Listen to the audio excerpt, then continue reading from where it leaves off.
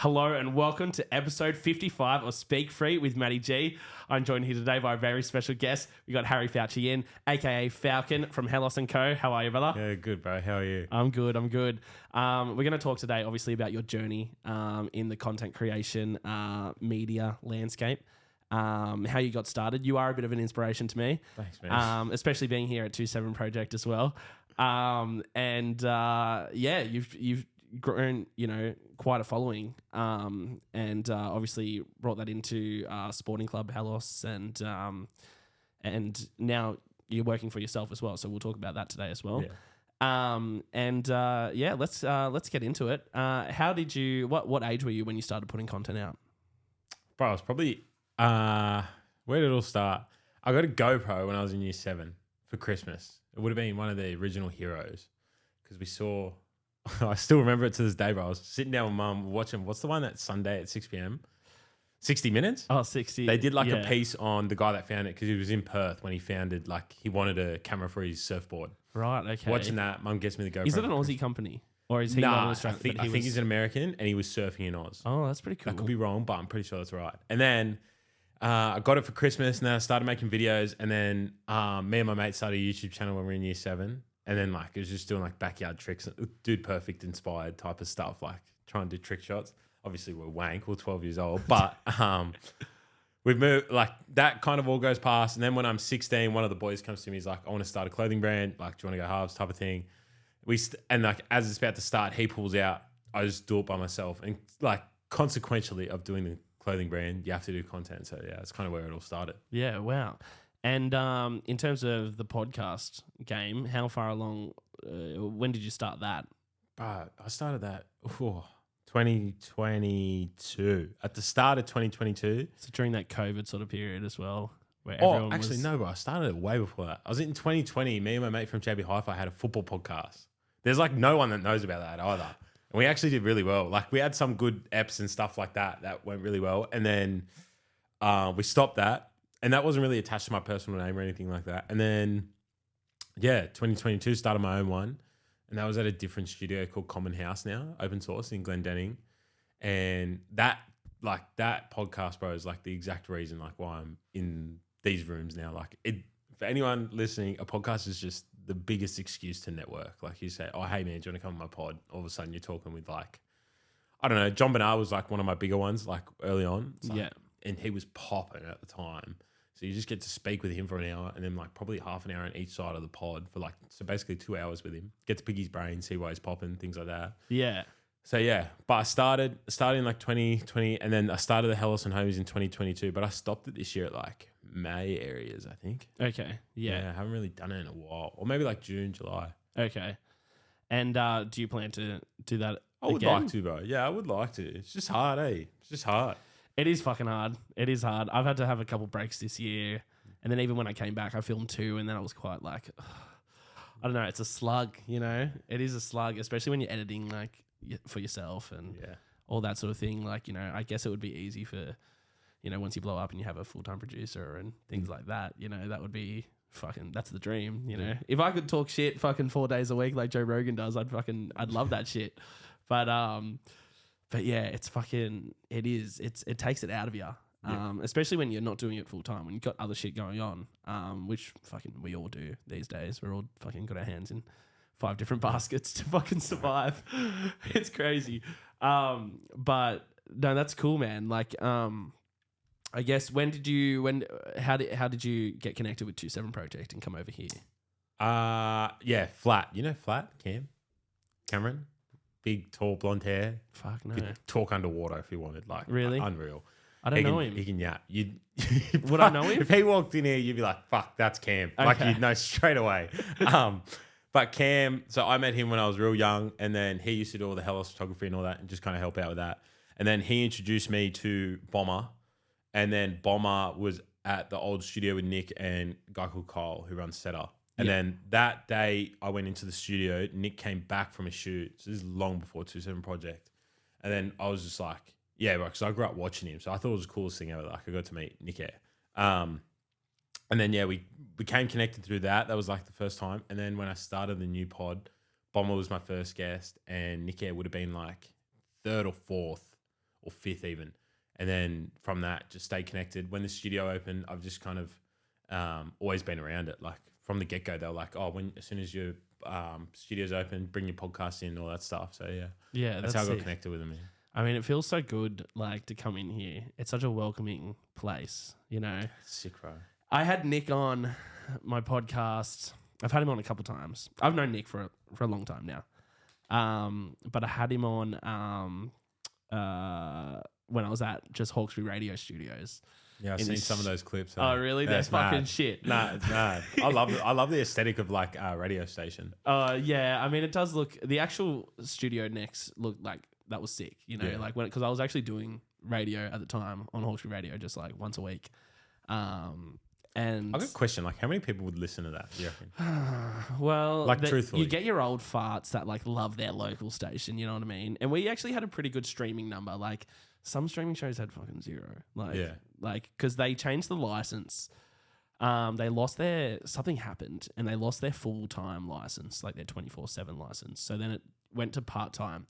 So there was only a certain amount of time that they were actually on air for on 89.9 or whatever it is. And then the rest was just streaming on the app. So like streaming shows never went well because like who's going to listen to the app? You know, like people who listen to 89.9 would just listen to then Pulse for certain days or whatever that someone else is on. So, but our streaming numbers were actually all right. Sometimes we had like 250 people like tuning in at once. Bad. And I'm like, that's a lot. Like that's pretty good. I had a co-host, Ruby Visochi, and it was MattyG and Ruby V. So we had a really good name and stuff too. And it's such a radio name. This is a little, actually, I'm going to tell this story because I haven't told this story on here before, but I think it's fucking hilarious. The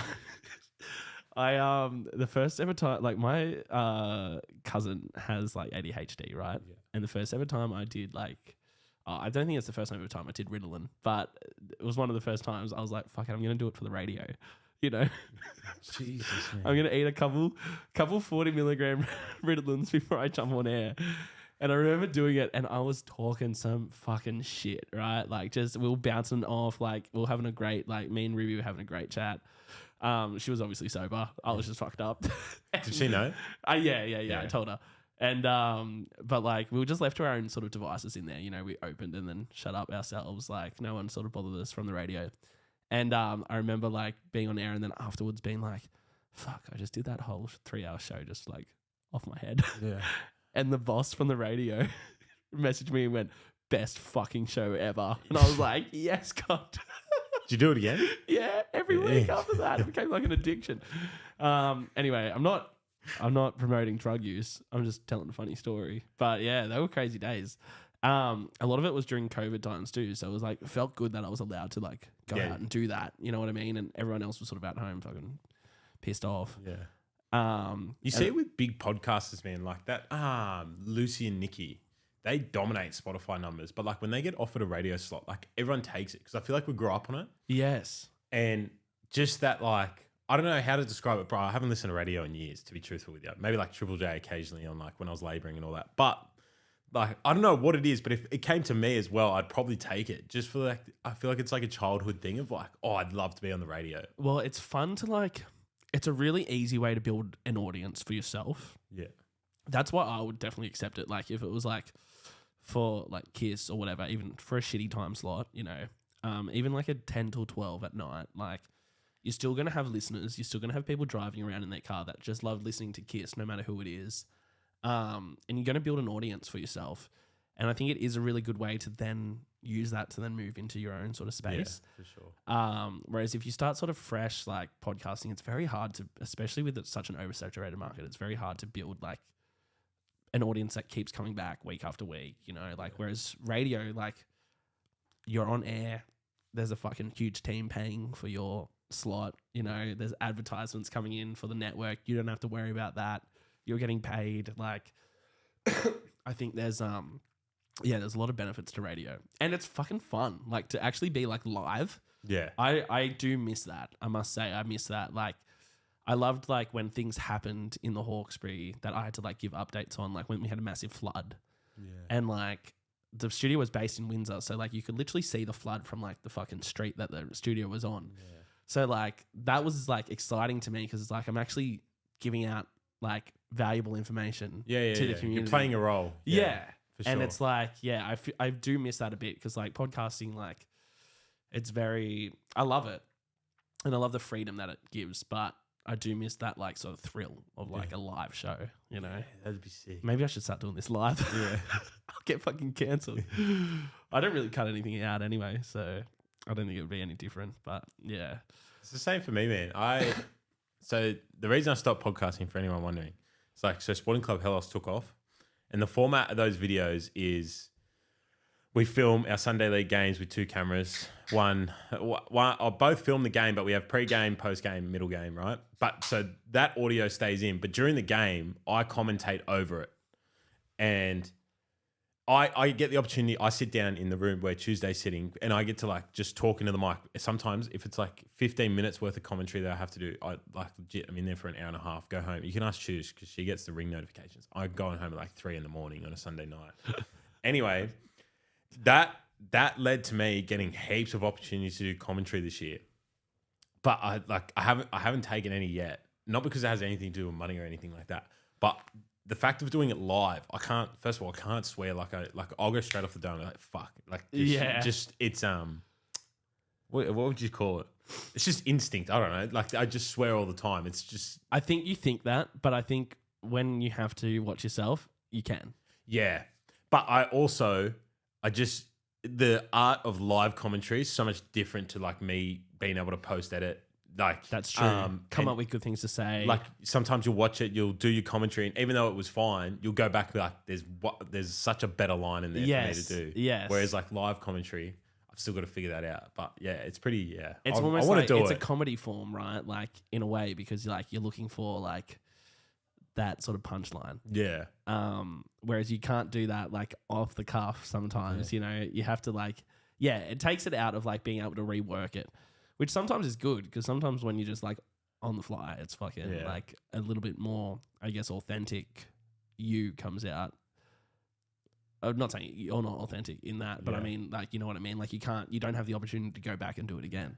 So it's like, oh, you just got to fucking roll with it. And just like, But I get what you mean. Like, it is hard not to swear for a certain amount of time. Like, I used to do a 3-hour show on Oxford Radio, and I'm like, fuck. Oh, God. Just like, then I started podcasting, and every second word is F word or C word or fucking whatever. And like, I don't know how I used to watch myself for that long. I remember I had a mate come in as a guest one time, like a guest co-host. And the first thing he was like, I think he like introduced the song and he was like, fuck yeah, straight away. And I'm like, bro, stop. And he's like, I didn't think you'd get mad. I'm like, no, I've trained myself to not fucking swear. Like, God. But yeah, it's hard. But is that something you want to like get into? Is that like live commentary? Yeah. Or pundit, like not punditry, bro. Don't take my opinion on football. I know fuck all. But like in terms of, I should reword that. I know a lot about football, but like from an analytical perspective, I've never played at a high level. So I believe I would not have like the tactical analysis to go with it. But in terms of, like live commentary or just being the person that they pan to on the ground and then you're in the middle of 50 fans just going like nuts. That's what I'd love to do. Well, that's what I was going to say. You offer like a fan perspective. Do you know what I mean? Because you're such a massive fan of like, of sport. Yeah. Especially football. And I think people crave hearing that. Like, I know when I listen to when I'm watching, you know, Channel 9 footy or whatever, I don't really care about like the, you know, them, you know how they do the fucking draw on the fucking screen and all that shit. And like, I do like it. Like, I find it interesting because I'm like, well, there was the hole there and that's what he should have done and that whatnot. But like, I think There's time and place for it. Yeah. I think the best form of commentary is like, just someone who knows what to say, like to G up a fucking moment, to make a moment huge. Look at Benji Marshall's flick pass in 2005. What made that so much even more special than what it was Rab's commentary on that.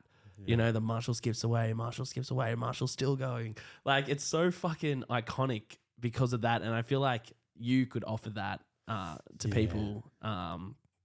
I could try, bro. Listening. It'd take years, eh? Oh, it does. I also don't have the language width in my vocabulary. Like, I don't know so many words that I hear from like commentators, especially in like football. Like there's a guy called Peter Drury. like some of the words he'll whip out, like you know them, but there's no way you'd ever think to use say it. them. Yeah. Yeah. So I think, that it'd be cool to do, bro. It'd be cool to do. But the main thing's like I want to own my own football club. That's the main thing because I feel like that's where I'd be best at. Yeah. Plus, I don't want to answer to an employer all the time. You know. Yeah. Well, we'll talk about that. Yeah. You're working for yourself now. Yeah. Congratulations. Thanks, man. Huge step. Thanks. A huge risk that people don't fucking realize how big a risk it is. You know. I think it's a thing that everyone sort of wants to do at some point in their life, and a lot of people don't do it. So hats off to you for that. It's fucking stressful. I don't work for myself full time, but I have a business, and I get it. It's a lot to deal with, and even me as part time, I couldn't imagine doing it full time yet. Anyway, but what made you take that leap? I don't know, bro. I was just overseas recently. I don't know. You just kind of gotta jump to figure out whether you're gonna fucking fall or you're gonna fly. So may as well jump. I've got no mortgage, no kids. So those are the two main determining factors in people taking risk. Like, do I have a massive asset over my head that I have to be paying off that has me in debt currently? Yeah. Or do I have children that will always need to have food on the table? That's the main thing, right? Kids is the main one. There's people that are willing to remortgage, but the kids thing's different. So I don't have either of those things. So it was just like, fuck, why don't just give it a crack, see what happens. I know I'm good at certain things. Like I know what I'm good at. So I was like, why not just have a crack? And God willing, like Sporting Club Helos will also provide will also kind of take up a majority of my time and revenue in due time. Like the way it's heading, projecting, God willing, we don't get cancelled for something stupid. But yeah. You know what? You can't get cancelled if you just don't apologise. Yeah, that's so true. just say, fuck you, cunt. And just go roll on. Actually, I'm going to read out something to you right now. I only saw this today. So I put my podcast on Apple Podcasts when I started here, right? So like early last year. I was like, yeah, fuck, I'll chuck it on there too. And I never go on there because I don't care about Apple Podcasts really at all. Sorry to anyone who listens on Apple Podcasts, but I don't give a fuck about it. I saw a review someone left. I'm going to read it. Because got a name with it? Yeah, not like a full name. Like it just has a like Amy A. Yeah, it's it's G Lou. That's the name. Loves to talk over people. Just loves the sound of his own voice. Constantly brags. I started a podcast. Hypocrite. States people are rude on socials. Then he tries to be kind. And that he tries to be kind and have open conversations. Then calls people imbeciles and idiots. He has mean girl energy. COVID conspiracies is a red flag. Whole point of interviewing is to interview, not take over about yourself. Gave me a 1 star. Right. When did that come in? July. That's what I mean. I never go on there. I only went on there today because a guy I work with was like, oh, I downloaded Apple Podcasts. And I was like, oh, fuck, I better check that it's all sweet on there so we can listen. And so I copped that. What were we talking about? I don't know why I made it about maybe I do make it about myself. That'd be truth, but dude, the one thing I've learned like from doing content, all that, is every time you cop how do I word this? You'll cop negativity no matter what. If you put content out into the world, just expect it. Yeah. But there's a difference. Everyone thinks that every negative comment is like hate. They just go straight away hate. No, there's definitely fucking constructive criticism in there. I always look for it. Yeah. Like some people will message me about they'll go, oh, you're shit at football, you should give up. That's fine. I'm well aware of that. But if they'll be like, oh, your latest video was asked because the audio was fucked, blah, blah, blah. I don't know. There's just different comments that have come in and you're like, all right, I need to take that on board. Like this person, as spiteful as they may seem, they're actually raising a point. Like I can see where they're coming from. So, and with the podcast as well, I used to cop it all the time. Like, because the one thing I did well with the podcast, I didn't get many listens or even watches sometimes. Like it wouldn't even break like 100 listens, 100 views. Some would do like the MattyG Everingham one for you. It's kind of like just bang. Like what some of them would just go, right? But in the comments, I'd cop it. But then I would also kind of listen to what they were saying when they'd give it to me. And I found that to be really helpful. And I feel like that helped me progress. Because at first, straight away, my fucking guard went up. Like, nah, fuck these guys. They're a hater. Like, you just want to go straight back at them and just have a crack. But eventually, like, you kind of realize, like, there's some truth bombs in there sometimes. There is. And I was listening to that. I was like, well, maybe I am. Yeah. Maybe I do that. I don't think I do, but I don't think I talk over people. No. You're here for most of my, for anyone who doesn't know, Falcon's usually sitting in the switch room with Jack for most of my episodes. And I feel like I don't talk over people too much. No, not I let people have their say. Anyway, it's my fucking show, so... That's the point. That's the point. I feel like I'm Kyle Sandilands in that aspect. I'm like, well, if you don't like it, fuck off. It's gotten him a long way doing that. Yeah, well, exactly. It's proven formula. I used to have people tell me I'm like the young version of him, and I'm like, that's such a compliment. I don't know if they meant it as a compliment, but that's such a compliment to me. I love that kind of... A lot of people don't like him, eh? Oh, a lot of people do. It was funny, even for those who don't know, Jackie O came to Penrith on Saturday. Yeah. I don't know when this will come out, but she was here the Saturday just passed. And there was so many people in line, so many people. But a few people came up to me and were like, "Oh, what's this for?" I'm like, "Oh, Jackie O's doing a book signing." And they're like, "Oh, yeah, oh." I'm like, "All right, bye." Yeah. Like if you don't like it, but it was like she has clear like haters as well, you know. And I feel like they both do, but one thing they've got right is just being like authentically themselves and not really apologize. I don't think they've ever apologized for any of their like controversial shit, you know? And I think that is the way to like go about things. I think like obviously take on criticism and learn from it, but like don't change who you are to suit someone. Like I hate when I see like people come out and apologize for tweets they did like 15 years ago and shit. I'm like, bro, what are you apologizing for? It was 15 fucking years ago. Who gives a fuck? If you went through my Facebook, I used to write crazy shit. Yeah. Crazy shit. I remember There's your open invitation for anyone watching. Go through his Facebook. People have.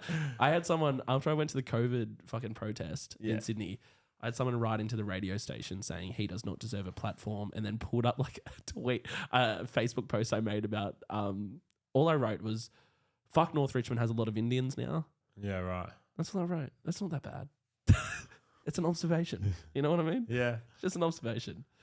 I can see why people get upset about it. Yeah, but, you know, also just have a laugh. Yeah. And also, true. It's true. I don't live in Richmond. It's not my place to comment. Yeah, there's a few people, they've moved in. Yeah, but I know what you're talking about. You're talking about like Red Bank. Yes. Yeah, but that's the natural progression of housing estates. Yes, 100%. Well, look at Marsden Park now, you know. Young families. Same thing happened. Yeah. But I wrote it like 5 years prior. That was my point. And I was like, fuck, if you're going to bring that up. Anyway, the radio backed me. They were like, fuck off to the bitch, right? Whoever it was. They didn't leave a name. It was anonymous. But yeah, I forget where we're all going with all this. I don't know. I got carried away. To comment on Apple Podcasts. Yeah. That's where it started. Why did I bring that up? I got no idea, dude. I got no idea. Because we're talking about you getting cancelled. That's why. Yeah. And I was like, you can't get cancelled if you just don't apologise. Yeah. Anyway, back to you and Sporting Club Helos. Now, what sort of spurred that on? For those who don't know, explain sort of what you do with Sporting Club Helos. Oh, so Sporting Club Helos started off as like a sport side. So like Helos itself before Sporting Club Helos, so very like a cultural brand, like any rappers or anything like that, DJs, producers, creatives in like Western Sydney especially. I was on top of, like, knew all about, and then would showcase them to the world through podcasts and other forms of content.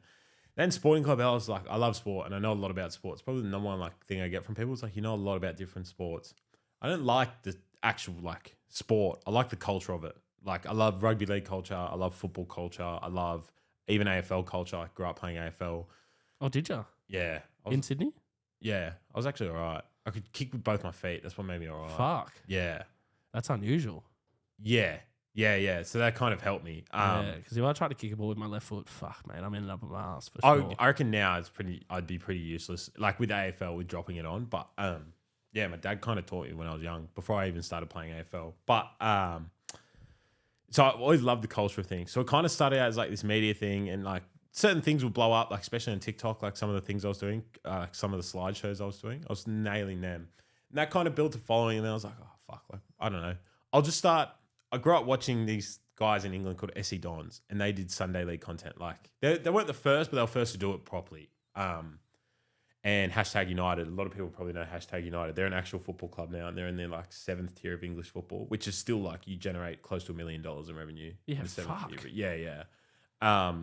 So they did it, and I always watched it. And then I kind of feel like I love it. And then I had my own Sunday League team, so I was like, fuck, I'm just going to start putting these TikToks up. And then just on my Instagram story for Sporting Club Helos, wasn't even a post. And then got to last year, I was like, all right, fuck it. No, this year I was like, I'm going to put them on my page. So they're going to go on my page. And then beyond that, we're going to film every game. And we're going to commentate. I'm going to commentate over it. I know exactly how I want to do it. I just need 2 guys to film every single game. Leave me with my, like, I'll buy everything. Just rock up, please. Film. They film for free. God. But trust me, the remuneration down the line will be insane for them. But at this point in time, they film for free. That's awesome. And my mates hop in as well. And then I just knew from the get-go, I was like, yeah, I'm going to, that's going to do well, because football, like, people think it's kind of like a random hit of luck. And they've said that to me. It's like, oh, you got lucky. Fuck no. Football's the biggest sport in the world.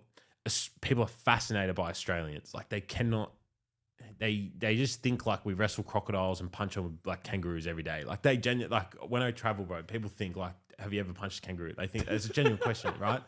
So I knew there would be a level of intrigue from the other side of the footballing world, and no one's done it in Australia. So there's a combination of, all right, I'm going to get a lot of Aussie boys on board, and same from Aotearoa over in New Zealand, because there's no one really doing it over there. And like, I feel like it's very like, we're almost like the same country sometimes, you know, like what we share in like sporting culture, especially like because Warriors and Wellington play in our leagues and things like that. So I knew that would happen, and then it was a matter of like a few viral clips, and I'll get some international traction. So if you look at my YouTube comments every week, there's a few guys from like Canada, Croatia, different countries that are there every week watching me and Jimmy Jam play out at fucking Colo, right? Like, it's insane.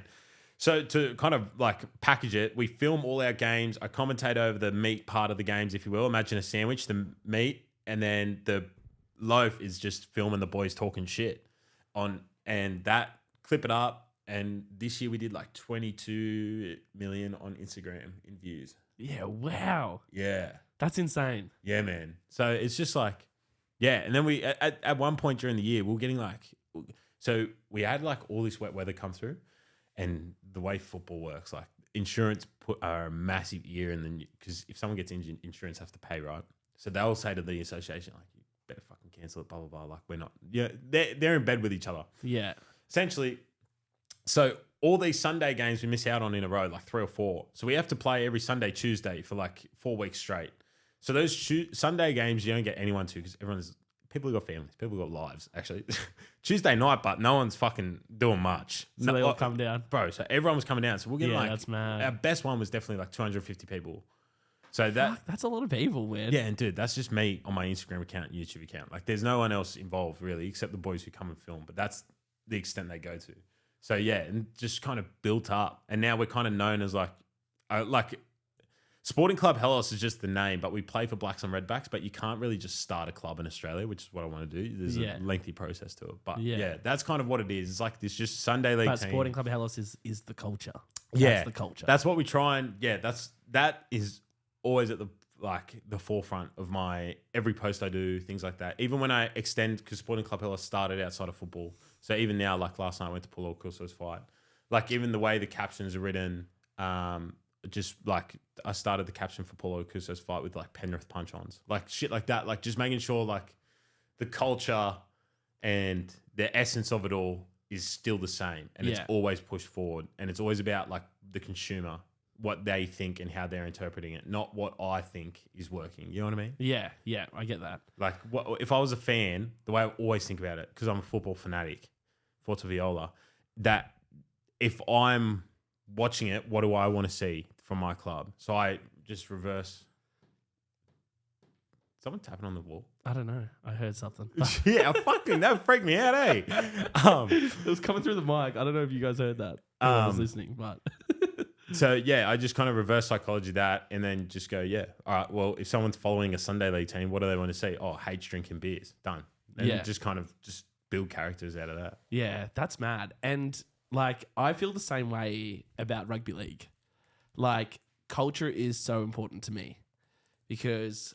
And I don't know if you've seen all my stories and that, but every time I'm at Leichhardt, Leichhardt Hill, and we're doing the fucking, you know, when they're changing the fucking score, in the mudslide on the scoreboard, and we're going, I'm like, this is culture. Yeah, like, it's so good. And you know, anyone who complains about shit like that, I'm just like, just fuck off home then, please, because we're enjoying it, we're loving it. You know, oh, I have to stand up the whole time. Fucking so what? Yeah. This is it. This is what it's all about. And next year we're only playing 3 games there a year, and I'm like, I'm fucking spewing about it because like this year we got 5, and then Think about Leichhardt, man. It's such a shit show. oh, it is, but that's what makes it fun, you know. I always pull up, like I get there, I have the same street I park on every fucking time. I get there 2.5 hours before the game starts. Yeah. If there's more than one game, I get there fucking 3.5 hours, 4 hours before. I go straight to the Orange Grove, which is like the only pub in the fucking area. Sink beers there. They've got the VB West Tigers, like West Tigers VB on tap. I'm like, this is fucking perfect, mate. This is a shithole, but I love it. And then I walk down Mary Street, back into the fucking, you know, back in the Leichhardt Oval, and I like to get a bit drunk before I go in there because fuck buying a beer inside there. It's shocker, I usually go in there, get a Canadian club right before the game starts, and that's it. And but yeah, standing on that hill, especially when we win, it's fucking unbelievable. Yeah. I met Shaq. Actually at Leichhardt when we beat Manly, and we watched the whole second half together. Kat Haddad introduced us, and yeah, me and him were just fucking loving it at the end. It was so good. All the Manly supporters come past, you know, going fuck you. So that's good. what it's all about, man. Like, yeah, you can apply it to anything, but you can, and that's what's so cool about sport. And I think you feel the same way. Is that like what makes sport special is not so much. It's not always just the special moments or the fantastic players or the sport itself. It's everything that comes with it, you know. The reason I'm an NFL fan is not just because fucking I love the game. It's because of like I yearn for that culture, you know. Like I can't wait to go to a game in America and fucking soak up the Baltimore Ravens like atmosphere. Like what's it called? Tailgating, yeah. Like that's what's so cool. Like they make these every stadium they build in America, they build these fucking huge car parks, just flat car parks, no multi-level shit. They didn't think. Yeah. They don't think like us. But it's just massive. Like it wouldn't work if it was parks. Multi-level, but that's the other aspect of it. Well, yeah, tailgating certainly wouldn't. Yeah. So everyone pulls up in their fucking big trucks with kegs on the back, and everyone just gets blind, and people are cooking up barbecues, and like that's what it's all about. Like I love that as part of like American culture. Yeah. I just think that's so cool. I feel like we're a little bit of a nanny state here, though, unfortunately. Yeah, big time, bro. Big time. And I feel like even if you wanted to Sydney. Sydney's bad. I feel like I've traveled elsewhere for and gone to games and stuff. Like Townsville do it really well. Yeah, for the Cowboys. So I've heard. Yeah. Like as soon as you rock up to Townsville Airport, they've got massive like Cowboys posters everywhere, flags everywhere. And I'm like, this is fucking hectic. Yeah. Like, and well, that's actually what I loved seeing after the. I've gone to every Penrith grand final except the one that was in Brisbane. Fuck, you were sitting in front of me, the last one. You're sitting like two at the rows grand final? Yeah, 2 rows At in the front of grand me. final? On the mezzanine. No, that was the Sharks. prelim. Yeah. Yeah. Fuck. Yeah, fuck. I was pretty blind for that. Was I even at the grand final? No, I wasn't. I was here. Well, we came back to Penrith and see, before I'd always gone with other mates who live in the Hawkesbury, so I'd always go back on the Richmond line. Yeah. But I was staying at Jack's that night, so I was like, oh, well, fuck it. Like, we'll go back to Penrith and go to the Leagues Club and that. And walking through the streets of Penrith, I was like, this is actually mad. Yeah. I hadn't seen this before. Like, I had seen it on the news and shit, but I'm like seeing it with my own eyes, like everyone hanging out of their cars and everything. And I'm like, this is what Australia needs to be like. Yeah. You know, we need to allow this. Stop fucking nanny stating the fucking country and, you know, especially New South Wales. But let people live and let people be excited about things and let people fucking, you know, build that culture. Because that's what makes things fucking awesome. Yeah. Like, that's what 100%. makes people want to feel part of something. Yeah. You know? And yeah. So I love what you're doing with Thanks, Sporting Club man. Helos. Yeah, back to your point. In football, like, arguably the coolest club in the world, they're called Boca Juniors over in Argentina. They're called Bomboneros. And there's videos of the stadium. Like, what they do, basically, like, barbecue all around the stadium. But in the stadium, they are all jumping and dancing the whole time. Like, whether Boca are a mad club, like, they're very successful. But, like, even when they're losing, it's still the same. But there's videos of the stadium, like, rattling and, like, the flooring has cracks in it and shit like that. Really? And they don't, like, they just do not care. And, like, that culture of, like, in Australia, that would never happen. Yeah. But they keep it, they show it, they document it, and it goes out to the world, and Boca become a massive club, and they are forever fans. And there's like, so they have barbed wire up in South America. There's fans that like will sit up on there, and because of the rattling of like the stadium, by the end of the game, like if they're sitting, so if you're sitting on like a fence here, one leg like that, barbed wire here, barbed wire there, their tummy and their back will just be full of like like blood. Oh, fuck. But bro, they love it. Like, They don't care. They don't give a fuck. It's so different, man. It's so different to here. Like we have active support and it gets shut down. It's very crazy. Yeah, it is fucked. But I hate that it gets shut down. I hate it. Like, I'm going to the Wanderers game on Saturday. go in a bit earlier. I'll see you there. Oh yeah, man. I'm not there for the derby. I've got a boat party, but I'm there beforehand. Yeah, sweet. Because there's 2 games on. Hey. Yeah, it's their Magic Round this weekend. Yeah. They fucked it up so badly. Are you in the last year. RBB? No, but I can walk. I can walk. Fuck, shout out Fennec. I can walk in anytime I want and be cool with the boys. They all watch my stuff too. Like it's yeah. My brother used to be part of it when it was like much more. What's the word I'm looking for? Much more red hot. Shit. Sure. Crazy. Yeah, yeah. When it was like the RBB was like the biggest talking point in Australian sport. Yeah. My brother was a part of that.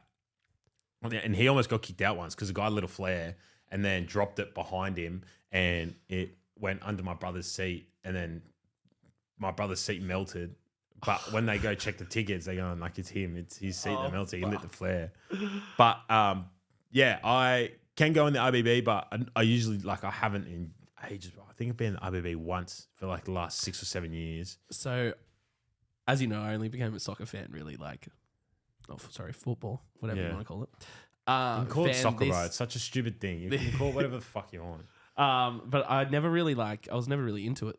Like, I just never really had a reason to. And obviously, like, being best mates with Jack, like, he made me a United fan. And then, like, he's like, we got to go to Wanderers game. So I bought us tickets. And I got us tickets in the RBB. Yeah. But That's like, you're meant to, though. You're meant to. Yeah. You're meant to join in. Like, it's not meant to be this, like, exclusive club. Yeah. That's, like, a big thing about, like, football ultras and active support is people think... So you have active support. That's what the RBB is technically. But then you have your ultras and they stand in the middle at the core of it. Do not go in there. That's not your place. Yeah. But just be on the outside. Yes. Yeah. And just follow their lead. Yeah. And cheer even when you concede. That's the main thing. Because they'll fucking hate you for it. I have been to a Wanderers Sydney FC derby in at Penrith. It was for the, I don't know, it was like... That would have been years ago, bro. Yeah, for like, not for the A-League. Parramatta Stadium. It was for... What, Women's League? No. It was like the Asian Cup or the... Australia Cup. Australia League Cup or whatever the fuck it is. I don't know. Yeah, Australia Cup. Yeah. Still learning this shit. You're right, man. You get it. It's not... But it was for that. And I went with my brother and we were in the RBB and it was fucking awesome. And I was like, fuck, I've always wanted to go back. So now, this Saturday, I'm keen. I'm keen. It'll be good. Just, yeah. But active sport in Australia, like you could easily just walk around with your Wanderers stuff. But like overseas, it's different. Like it's, the reason why the Sydney Derby is really good is because it represents much more than area, just like location. So a lot of derbies can be based on, so like Everton, Liverpool, their stadium's like legit a block away. But Everton and Liverpool as clubs are very much like same socioeconomic classes, things like that. When your derby represents poor versus rich or left versus right, that's when like it's red hot. And Australia, like we're not as red hot because of such a heavy police presence, but also like we will jail people if they step beyond like common assault. Like, you'll get off with common assault. But beyond that, for this derby shit, like you will get jailed if you bring a knife. But in Turkey, dude, like, or Scotland where it's religious based, so it's Protestant versus Catholic. Yeah.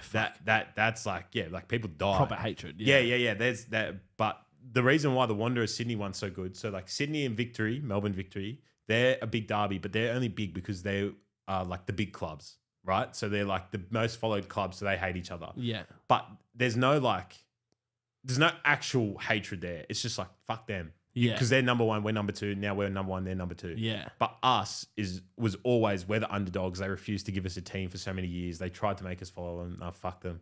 And Western Sydney is also like, you hear it, bro. Like Westies are putrid. Westies are disgusting. Yeah. And then we went and won the Asian Champions League in the first year. It is that West versus East.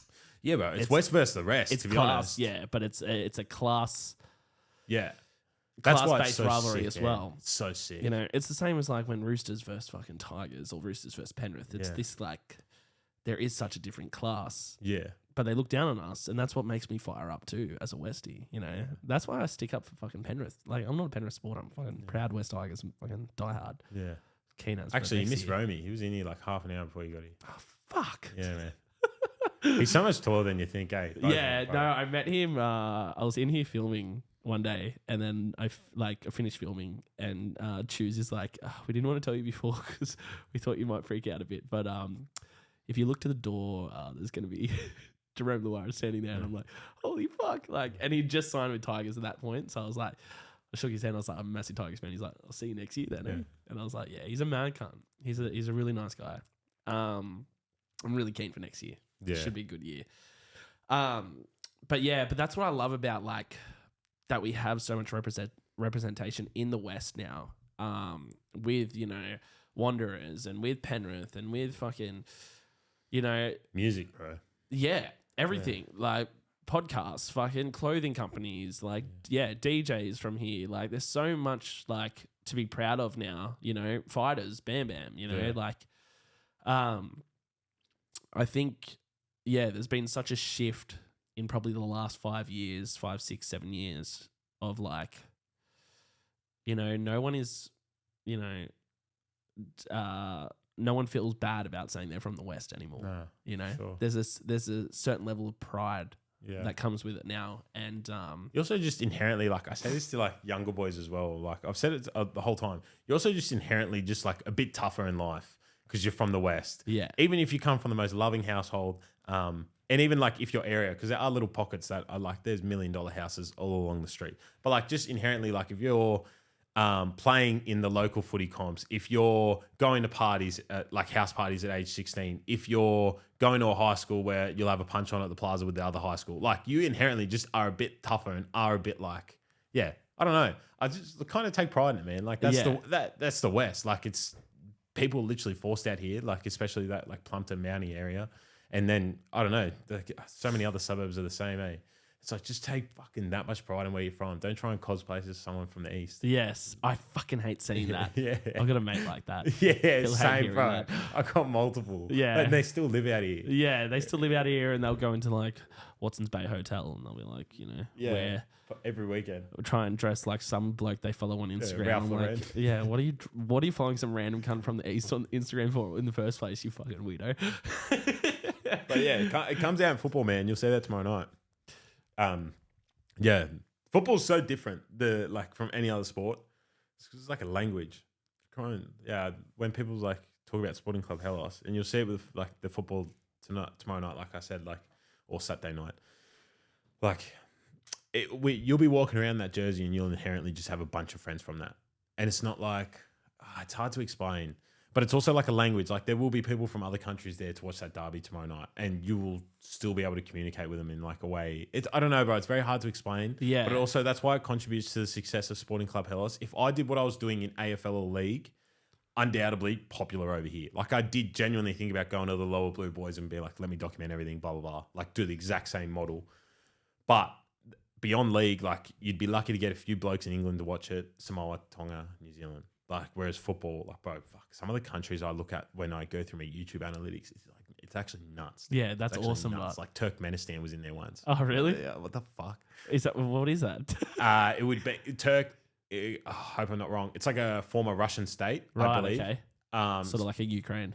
Yeah, kind of like that Azerbaijan, Kyrgyzstan area. Okay, yeah. Georgia, almost like in those areas when I looked at it. And it's just kind of like, or like a former Russian state. And it's got its own independence now. But like it's one of those like countries over there that are like, it's still got like the old Russian culture about it. And you look at it and you're like, holy shit, like, bro, nuts you're watching, like nuts, just crazy to me. And then one of the boys went to Europe and he was in one of these jerseys from last year. So we did last year's jerseys. And he was over there and some bloke came up to me in his festival. He goes, that's Sporting Club Helos. I watched it on YouTube. It was English. Yeah, that's mad. That's nuts, bro. And he's like, and Tom's like, I'm the centre back, blah, blah, blah. And he goes, oh, yeah, your name's Turbo. Like, nuts, dude, nuts. Yeah, that's just crazy, how far it goes.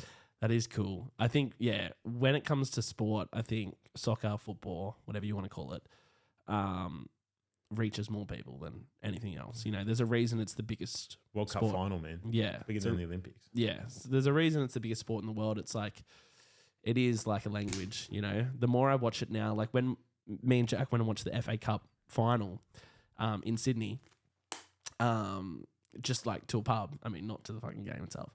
The English FA Cup. Yeah, and it was like Man U versus Man City, and we tried to get into a fucking Cheers sports bar, and they wouldn't let us in because I didn't know it was a Man City pub. Yeah. And I'm like, that's crazy. They have those like things even here, like at a Sydney You pub. have to, man. But then we found Scruffy Murphy's just down the road, which is a Manchester United pub, and I'm so glad we ended up there because like the people we met, all these British people, everyone just like partying, dancing, like hugging each other. We won, and like to beat City as well. It's like the biggest fuck yeah. Like I fucking hate Man City, like. And because they're dirty, grubby, oil money, fucking cunts, And Yeah. But hold on. United's not like this is the thing about like. So I'd be the first to tell you. I can tell you all about the investigations. I can tell you all about like previous charges, previous investigations with both like Man City, PSG, all that. United, Liverpool, Arsenal, they all have blood on their hands. Some's just more public, and some, like to be honest, like they just have white owners. That's the difference. Yeah. Bro, people want to talk about like, if you want to talk about like oil money, then sure, you can talk about City and PSG. If you want to talk about an immoral ownership, it applies to almost every club you're looking at. 100%. But people like, because a lot of them just white Americans, white English, like people are like, oh, they could do no wrong. Like, Yeah. Fuck that, dude. They've all got blood on their hands. True. But at least we have culture, Yeah, but City also like no, trust me, I'm a bigger hater than you are. Fuck, don't get that wrong. Some of my mates will be listening. I can't believe he's defending him, but they did, and like they still do. Like the Oasis boys, they're diehard City. That's true. What City is like is imagine Wanderers got bought out by some of the richest people in the world. Their identity was always the smaller, like poorer people of Manchester. That changed. That doesn't change their fan base there, like the actual Man City fans from Manchester. But obviously, the image of the club changed, and in turn, the international fan base grew. But the actual Man City fans that are from Manchester are very much like the Westies. They are much poorer than those on the Manchester United side. Right, okay. But So I should be really a City fan. but like, yeah, it's not Never. it's not necessarily poorer, just rougher. So like very much like the West. Like we're not the obviously like your Mounties, your Tregears and areas like that. There are the clear socio-economic class difference. But like some people out here would have the same amount of money as people in the East, if not more, because they're not paying as much. But like, yeah, it's just like the place you kind of live is a bit rougher in general. I get that, yeah. But yeah, it's good, man. It's a mad culture. I'm You so ever glad. been Like out to the east, like Point Piper, like the real rich areas. yeah, my best mate lives out there, so I stay there on weekends. Fucking different world, eh? Yeah, it's different Different money, dude. world. My mate lives on Old South Head Road. Right, okay. It's I just forget crazy. what road we went down. Maybe Wollst. I forget the name of it. I'll have to ask my mate Brody, but he's a fucking massive Eastern Suburbs lover. Yeah, Chooks bloke. Chooks bloke, Yeah. yeah. Did you see? We can cut this. Did you see the Hainsey drama? Yes. We're not cutting this. We're not cutting this. So I like blessings from the opportunities I've been given. So I got asked to play in the charity match for the footy this year. Oh, yeah. So you would have met Hainsey from that. But I met him, and like people have their opinions on Hainsey. Like he is different for sure. Like he's like even in the locker room, like he didn't say hi to that many blokes, but like he's not being rude. He's just Hainsey's in his own world. Type. Yeah. You know what I'm saying? Yeah, yeah. Like there's blokes that like don't say My hi. mate Brody 'cause loves they- him. Yeah. Like they go to the games together all the time. They went, yeah. But undeniably, he's so passionate about just things he loves. So like footy in general, he's so passionate about, and that came out in the day. Like he was so, obviously he's not going to offer the most in like, breaking the line and whatnot, but he was very passionate about voicing what he thought and things like that. And that came out, and like I have an appreciation for him for that. Bro, when I saw what broke, I was like, that's fucked. That is, dude, to leak that. And like, she's obviously like mentally ill, but like 100%. oh, man, I felt so bad for him. That's what I mean, bro. I feel bad for both of them, to be honest. I feel bad that she's obviously in that fucking headspace and that she feels the need to try and ruin someone's fucking life. It's crazy.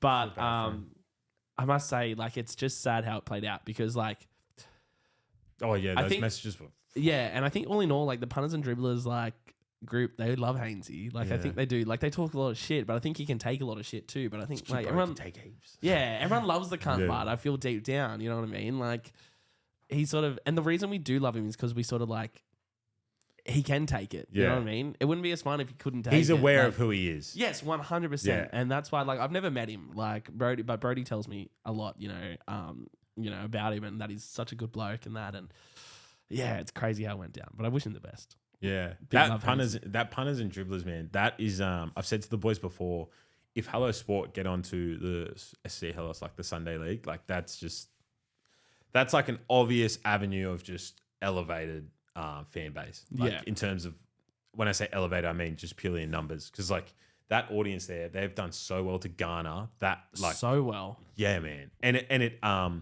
you have millionaires in there, and you can have guys who are dead broke for the rest of their lives. But idea of talking or punting on sport brings that many different people together, and they've managed to garner all of them in one space. Yeah. It's nuts, dude. Yeah. It's nuts. But I was saying to the boys, like, if Helos Sport get onto it, I'm on. Yeah. Like, I'm really on. But yeah. No, that's sick. We sort of do have to wrap up. Sorry, brother. But No, that's fine, I mate. do like to end my podcast with my guests just giving a piece of advice to anyone listening that wants to start anything. You know? They want to do what you're doing. They want to do a podcast. They want to get involved in sport content. They want to do anything. What is your advice to them? Oh, shit, man. First of all, don't take advice off me. But second of all, just be always willing to learn and always know that you don't kind of know what you're doing. Like, especially at the start. Yeah, how do I word that?